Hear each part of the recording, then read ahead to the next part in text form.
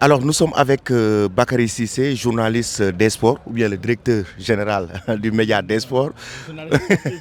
Bakary, bonsoir et bienvenue sur Eric Fab TV. Mais merci beaucoup, jeune frère. Le plaisir est vraiment partagé. Je suis très ravi d'être parmi vous. Le Sénégal qui s'apprête à jouer un match très important, comptant pour les éliminatoires de la Coupe du Monde 2026, ce sera face à la Mauritanie. Aujourd'hui, on a vu une équipe du Sénégal qui a enregistré un match nul face à la RD Congo lors de la troisième journée. Aujourd'hui, comment le Sénégal doit aborder cette rencontre? C'est une autre paire de matchs qui attend le Sénégal. Comme vous l'avez si bien dit, on a été ballotté à domicile par la RDC qui est rentrée avec le point du nul et qui a fait un très bon voyage à Dakar. Aujourd'hui, c'est une autre paire de matchs qui attend le Sénégal parce qu'au même moment, la Mauritanie avait perdu face au Soudan par 2-0. Aujourd'hui, la Mauritanie est bon dernier et je pense que ce match-là va leur permettre de se relancer.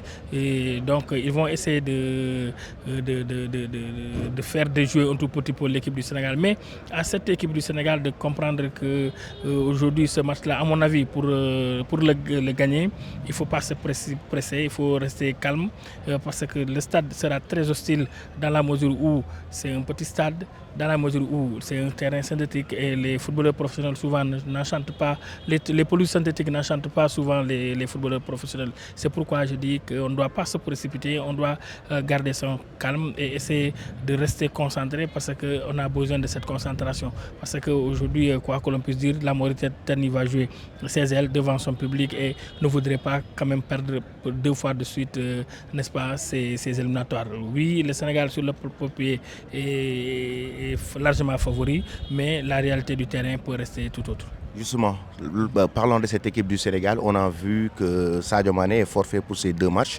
et que le Sénégal est trop dépendant de Sadio. Je ne suis pas sûr, je ne suis pas de ceux-là qui pensent qu'il y a la dépendance Sadio Mané. Non, moi je ne suis pas de cet avis-là. Je pense qu'Aliou Cissé est assez mûr, assez expérimenté parce qu'aujourd'hui il a en son sein 24 joueurs, je pense il y a 22 qui sont aujourd'hui opérationnels.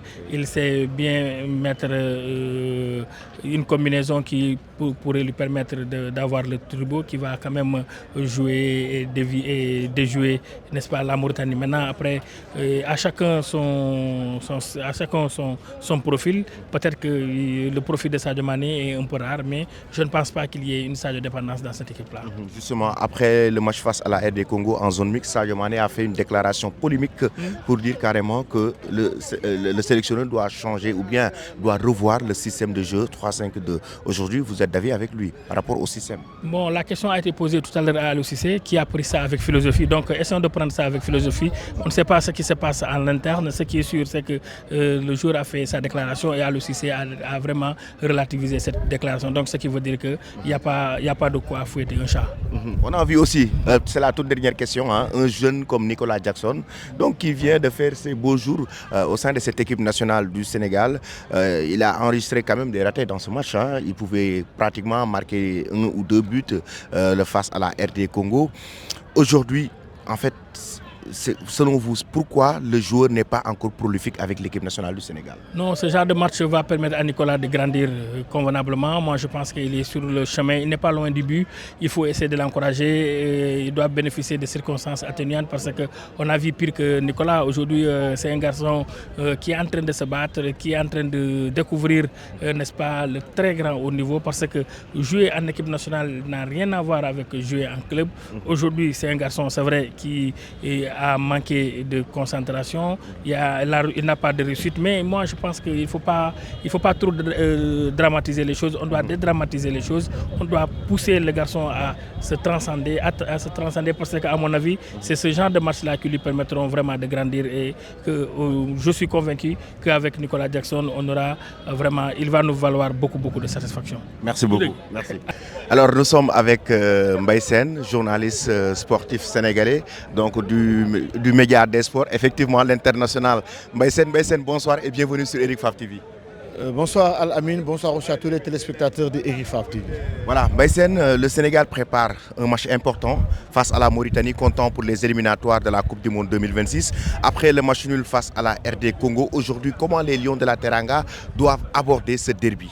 Avec beaucoup de sérénité, de confiance, parce que Le Sénégal, après le tirage au sort de ce groupe B, ont donné un favori à cette équipe sénégalaise. Ils ont réalisé 2 contre-performances face au Togo et face aussi à la République démocratique du Congo. Ils doivent se ressaisir pour demain. Un match très important, un match, je ne dirais pas capital, mais un match qui sera très important. Effectivement. Après le match face à la RD Congo, on a vu la sortie polémique de Sadio Mané. Une sortie qui a créé énormément de polémiques, qui a fait jaser en tout cas sur les réseaux sociaux par rapport au système de jeu, le système tactique d'Aliou Cissé. Aujourd'hui, est-ce que vous êtes d'accord avec cette déclaration de Sadio Mané? Vous savez, Sadio a sa vision des choses, il est international, il est dans l'équipe, il fait partie des leaders techniques, je dirais même c'est le leader technique numéro 1 de cette équipe nationale du Sénégal. Il a sa vision, il a sa façon de parler. Moi, de toute façon, c'est un système que je n'avais jamais apprécié tout au long de la Coupe d'Afrique des Nations, y compris les matchs amicaux qui se sont tenus du côté de Amiens. Bon, un 3-5-2 qui ne nous arrange pas du moment où tu n'as pas les joueurs qui ont animé ce système tout au long de la CAN, à savoir Nicolas Jacobs et Ismaël Jacobs et Krépin Diatta. Une défense très lourde, à l'image des propos de Emer Faye qui disait que le Sénégal ne savait pas défendre en reculant. Du coup de ces 3 défenseurs, ils sont bien, mais c'est pas leur profil face à une équipe congolaise qui a été vivace, technique. Pour moi, Sadio a dit ce qu'il pensait. Moi, je pense pareil. Pour moi, ce système de 3-5-2 n'est pas le système approprié pour l'équipe nationale du Sénégal. Sur le plan tactique. Aujourd'hui aussi, on a vu que le Sénégal est trop dépendant de Sadio Mané. Les forfaits de Sadio Mané, on a vu une autre équipe de l'équipe nationale du Sénégal avec des joueurs qui n'arrivent pas à s'imposer comme il faut au sein de cette équipe nationale du Sénégal. Aujourd'hui, est-ce que le Sénégal doit penser vraiment à l'avenir? Parce que là, on voit que sans Sadio, ça ne marche pas. On peut dire aussi que le Sénégal est orphelin de Krépin Diatta. On peut dire aussi que le Sénégal est orphelin de Ismaël Jacobs. Oui. On peut dire aussi que le Sénégal est orphelin de Sadio. Pour moi, ce n'est pas ça le problème. Aliou Cissé, le coach, devrait trouver des solutions pour parer à toute éventualité. Du moment où Sadio Mané, certes, on ne peut pas dire qu'il est irremplaçable, mais il pèse énormément dans cette équipe. L'Argentine sans Lionel Messi, il y a une différence. Le Portugal sans Cristiano Ronaldo, il y a une différence. La France sans Kylian Mbappé, il y a aussi une différence. C'est vrai qu'il y a des joueurs techniques qui tirent les autres vers le sommet, mais quand même, il faut savoir trouver des solutions, éventuellement, si tu n'as pas ce leader technique, pour essayer de gagner les autres matchs. La toute dernière question pour le match de demain. Aujourd'hui, Aliou Cissé doit revenir à son système 4-3-3 classique. Oui, pour moi, il doit revenir à son système 4-4-3 classique. Du moment où Ismaël Jacobs aussi et Nicolas Jackson est blessé. La chance a de nouveaux joueurs.